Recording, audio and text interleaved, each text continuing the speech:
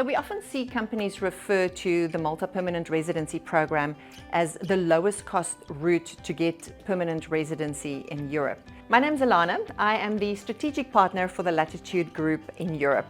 And today I want to tell you a little bit more about the Malta Permanent Residency Program. Permanent residency in this case literally means that you receive your residency card and your residency is valid for life. So how does that work? How do you obtain that benefit? In the first place, you have to make a significant contribution or a donation to the Malta government in exchange for receiving that residency. The actual cost is dependent on how you choose to become resident. So you either need to make an investment in a real estate property, a residential property, at a minimum of 300,000 euros, in which case your donation to the government and the charity combined will be 70,000 euros. If you choose to reduce your cost even further, you can choose to sign a lease agreement as proof of your residential address on the island, and there you have to spend a minimum of 10,000 euros per annum for a period of 5 years.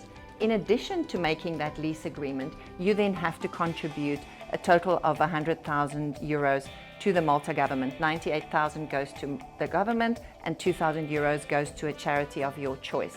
So once you've looked at the total cost of the program, you will realize that it is significantly cheaper than any of the other programs on offer. Like Greece requires a minimum of 250,000 euro investment. Portugal now is changing and will only allow a 500,000 euro investment in a fund. The Spanish Golden Visa requires a 500,000 euro investment. So looking at the total cost of Malta, this is the fastest, most secure way at the lowest cost to get permanent residency benefits in a European country. So there's a couple of reasons why people prefer the Malta program over any of the other programs. In the first place, Malta is an English-speaking country. Now, for many people living in Europe, that might not be such an important thing, but a lot of people don't really have the ability or the knack to learn a new language, and it's very comforting going to a country where you know that the main language spoken is English and that you'll be able to get around. So it's an English-speaking country, which makes it much easier for you to avail yourself of the services and the benefits of the country. Education is excellent, the healthcare is excellent, the infrastructure is good, the connectivity to the rest of Europe is good, and all of this happens in English. The other benefits that Malta offers to our investors, like any other European residency program, is that you get visa-free access to the rest of the Schengen. In the case of Malta, you can become a permanent resident in Malta and physically live there. So you can move there, live there, spend all your time there. You can also apply for a work permit once you have this residency. So you can relocate and live your whole life there. On the other hand, it doesn't have the obligation to do so.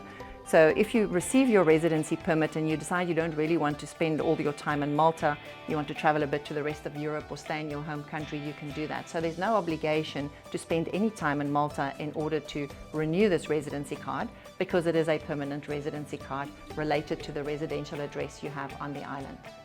Two of the potential stumbling blocks for people when they apply for this residency permit is, in the first place, financial, and in the second place, from a health point of view. So on the financial side, you need to show as an investor that you have a total net worth of 500,000 euros and that you have 150,000 euros of that 500 available in liquid, in a bank account or in a financial instrument that is liquid. So the government wants to see that you are a financially viable investor and that you are not going to become a burden to the state when you apply for this permit. The second challenge you potentially have is in terms of your health. In order to qualify for this residency permit and to be allowed to apply, you have to prove that you will qualify for good international health insurance that is valid specifically in Malta to the value of 30,000 euros that has no major exclusions. So this is something that we need to have a conversation about right at the beginning to establish how to deal with any potential medical situations that you have. One of the things we pride ourselves in at Latitude is that we have a very efficient office on the island that specifically deals with Malta residency applications. Our team there is very experienced and have been doing this for clients from all over the world.